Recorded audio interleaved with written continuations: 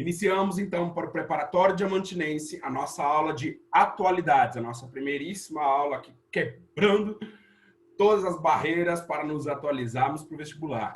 Eu vou primeiro explicar aquilo que eu preparei para vocês e como que eu gostaria de conduzir essa aula. Obviamente que o professor Mateusão tinha uma outra estrutura, então eu trago uma nova proposta para vocês, não muito divergente, mas que possa repaginar aí o nosso entendimento sobre a atualidade.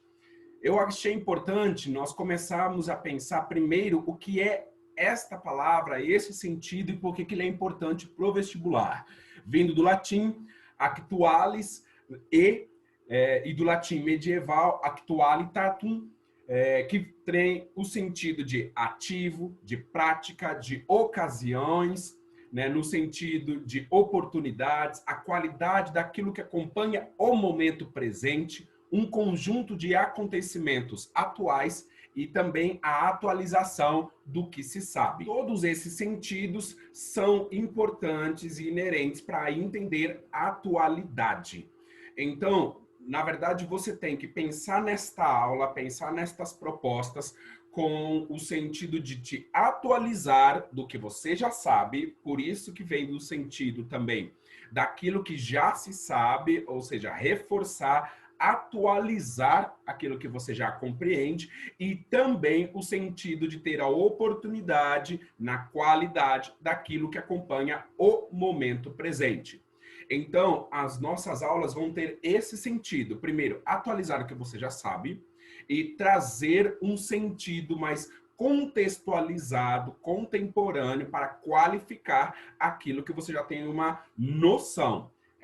Um aprofundamento, mais para reforçar.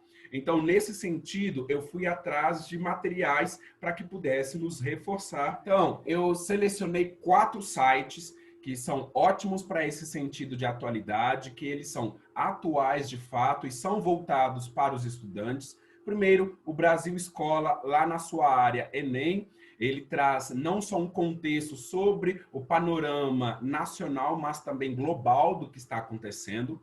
O Folha Dirigida, que é voltada para concursos, os concursos gerais do país, né, desde os concursos públicos tradicionais até os vestibulares.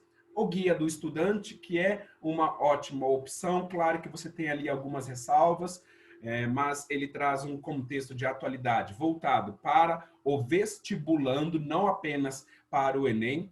Fugindo um pouquinho dessa estrutura de vestibular, o Politize. O Politize ele traz um contexto econômico, social e cultural de um contexto mais global do que tem acontecido no mundo. Claro que eu vou acrescentando de outros sites, outros compêndios, como, por exemplo, a BBC de Londres, a Al-Qaeda, que traz algumas informações do Oriente Médio, são TVs aí que eu assisto e que eu acho que é importante trazer para vocês também.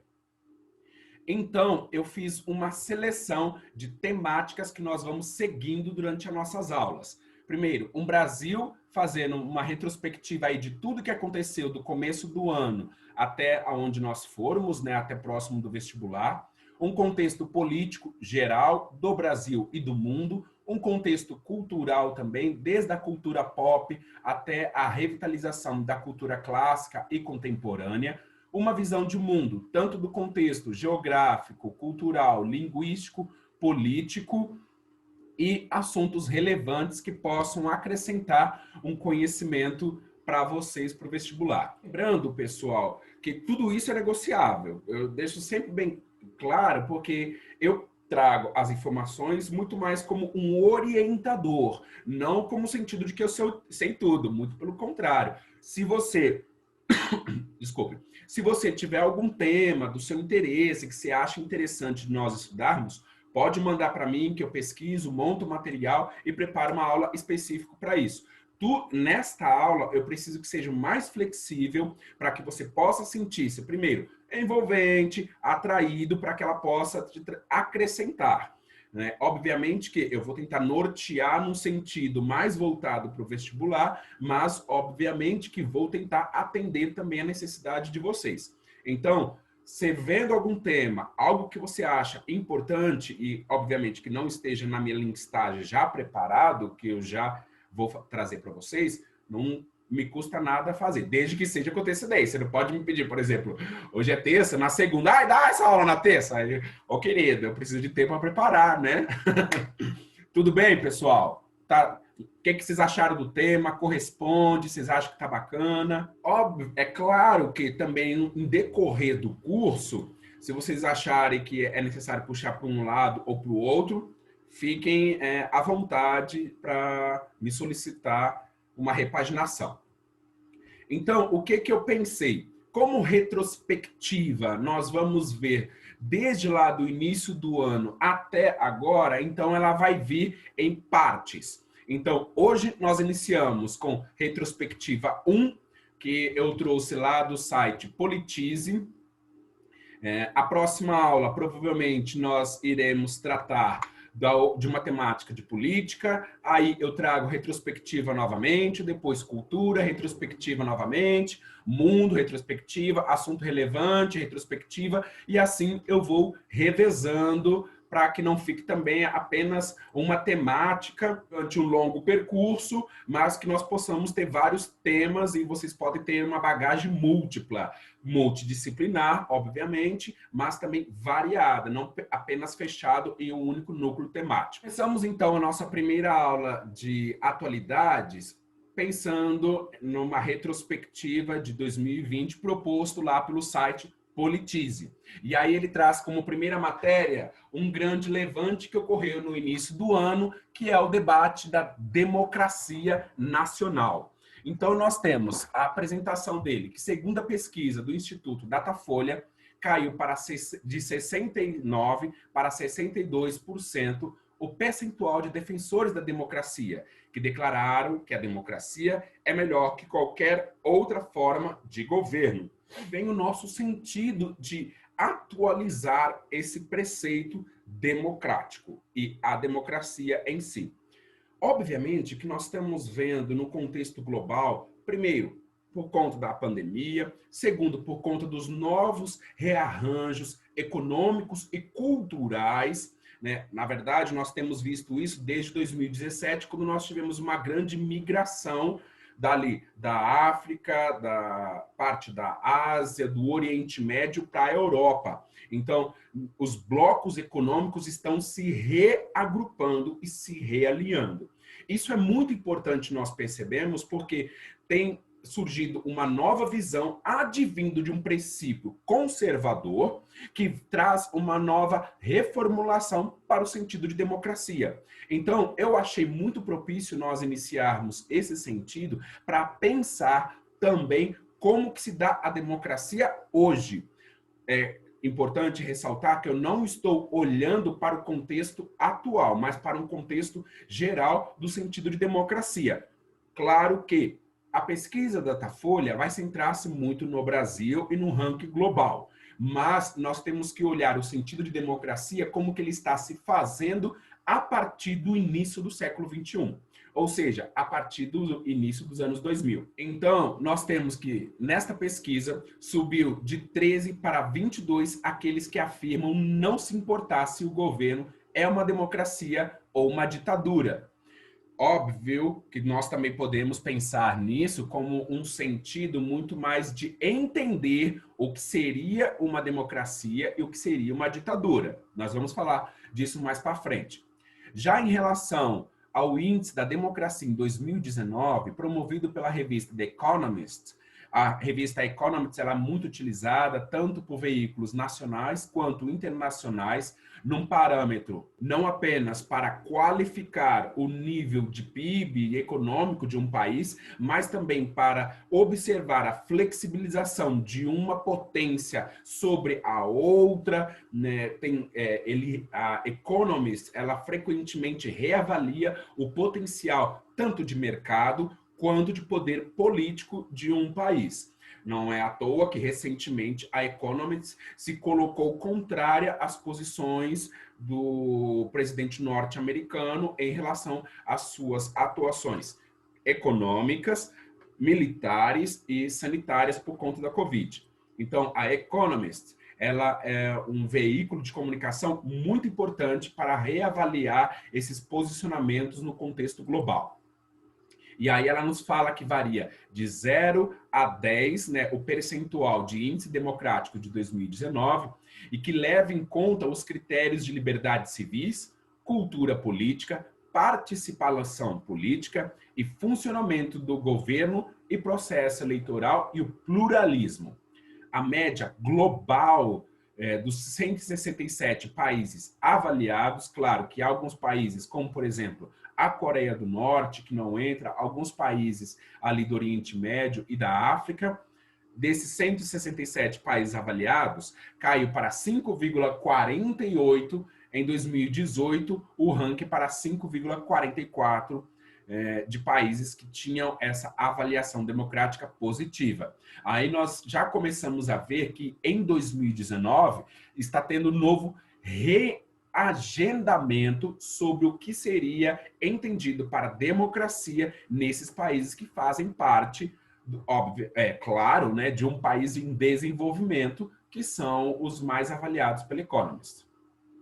No Brasil, especificamente, caímos 2 posições, passando a ocupar a 22ª posição do ranking global e o 10º lugar na América Latina.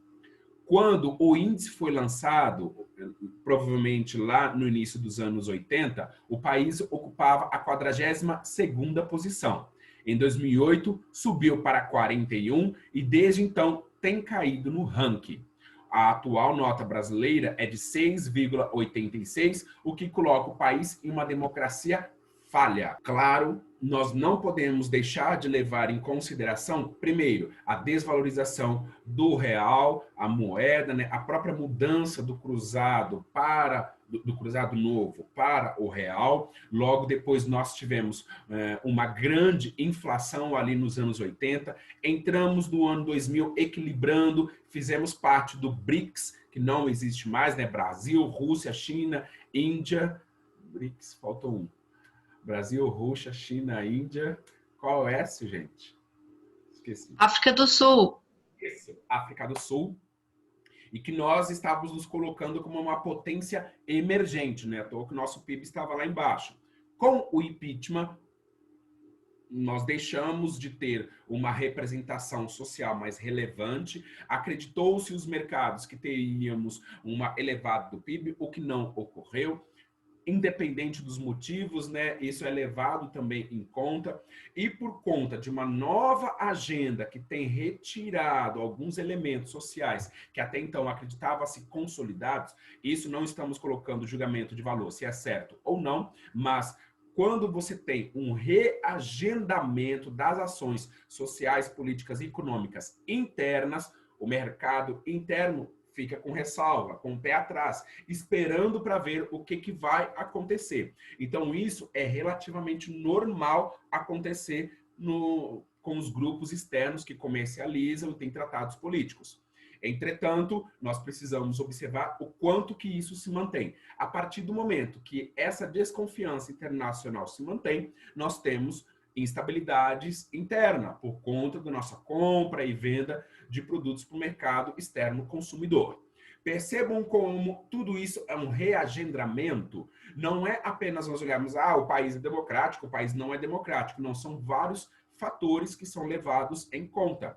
E nós, então, temos percebido que tem tido uma queda no ranking democrático, visto, então, classificado o Brasil como uma democracia falha por conta exatamente dessas insurgências e desses elementos internos que causam uma desconfiança para o consumidor externo.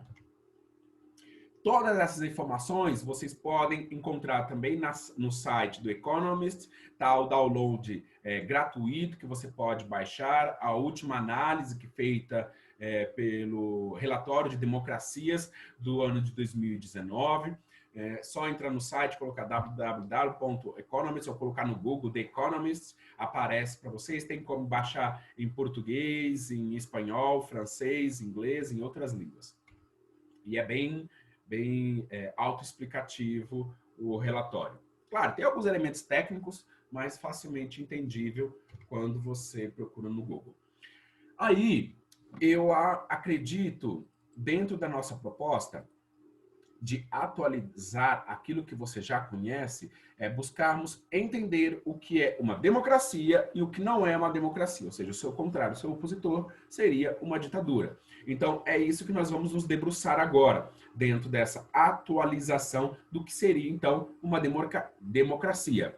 É entendida como um sistema que apresenta todas essas condições que foi nomeado pelos teóricos da Economist, né, como poligarquia, um governo de muitos, que seria uma espécie de democracia que consegue absorver melhor as diferenças dentro da sociedade e refletir melhor a vontade da população. As características de uma poligarquia que compõe o sentido democrático são liberdade de formar e aderir a organizações, sejam organizações sociais, filantrópicas, ONGs, respeitar as minorias e busca pela equidade, ou seja, os grupos minoritários menos participantes da política e tentar equilibrar estes grupos, uma liberdade de expressão, tanto nos veículos de comunicação como individuais, principalmente agora que nós estamos passando pela quarta revolução industrial, que é a revolução da inteligência artificial a partir dos meios de comunicação, direito ao voto, elegibilidade de cargos políticos. Agora, o grande debate que tem se feito sobre a reforma administrativa, né, trazendo à tona aí esse questionamento sobre os encargos e os funcionários públicos, direito de líderes políticos disputarem apoio e, consequentemente, conquistarem os seus votos, né? Entra aí também o debate sobre a fake news, que já está na nossa lista de atualidades, garantia de acesso a fontes alternativas de informação, ou seja, não ter apenas as informações oficiais de governo, mas ter uma pluralidade de canais de comunicação que não sejam apenas apoiadores do governo, mas também contrários, eleições livres, frequentes e idôneas, ou seja, livres de qualquer aparato estatal que possa manipulá-las, instituições para fazer com que as políticas governamentais dependam de eleições e de outras manifestações de preferência do eleitorado, ou seja, ter uma participação social na política. Observem que esses elementos também nos servem de parâmetros para nós reavaliarmos aquilo que tem ocorrido tanto no Brasil quanto fora. O sentido de democracia, quando se fala, né, nós temos que olhar com muita ressalva. Quando se fala no sentido de democracia, o que é que a pessoa, o que é que o político, o que é que o teórico está tratando? É de uma liberdade das organizações, um respeito às minorias, né? Por isso que esse debate sobre as minorias tem se feito muito relevante no nosso país, principalmente ali no início dos anos 2000, porque é um elemento do sentido da poligarquia, no sentido de acrescentar ao entendimento do debate democrático. Cada um destes elementos, ele vai acrescentar ao sentido que é democrático. É claro, há grupos que podem ter mais de um, há grupos que podem não ter outro, mas o grosso modo, se ele existir, compõe-se como uma democracia. Então, até o presente momento, nós temos como dizer que no Brasil, sim, há uma democracia. Entretanto, uma democracia com alguns elementos que estão sendo vilipendiados, podados ou deixando de existir. Aí vai variar da análise que será feita. Seria uma análise política, seria uma análise econômica, uma análise participativa social. Um vídeo do professor Mário Sérgio Cortella, que ele assim traduz o sentido de democracia muito bem explicado. A gente costuma dizer assim, é uma jovem democracia. Dá para falar em jovem, completando 30 anos? Eu acho que a gente pode falar em jovem, né, Milton, comparado àquilo que é o que aconteceu com outros países, né, que têm democracias que são seculares. Se nós olhamos nossos 518 anos de história, completados, né, no dia 22 de abril, 518 anos, nosso tempo de uma democracia, onde qualquer homem e mulher possa votar e ser votado, participar das instituições, ter seus direitos mais garantidos, de fato são 30 anos. E eu diria que nós não somos uma jovem democracia, mas nós somos uma democracia imatura ainda. Nós não temos uma maturidade que os 30 anos indicariam. Tem muita gente tem pouco afeto pela democracia. Mesmo. Como é que se identifica? Vocês perceberam, então, que a fala do Cortella vai bem de encontro com aquilo que nós estamos debatendo. O que torna, talvez, o ranking do Brasil ter caído para a revista Economist sobre o nível de democracia é exatamente por conta dessa jovialidade que nós temos em relação ao processo democrático nacional.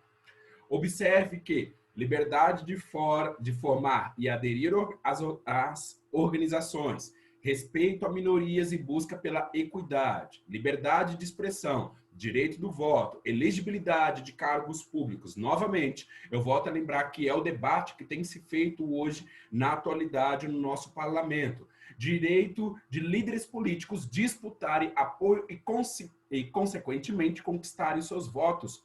E observe que, assim como o professor Mário Cortella nos recorda, na democracia, até aquele que é contrário à própria democracia é passível de ter essa disputa que seja de forma democrática, assim como aconteceu.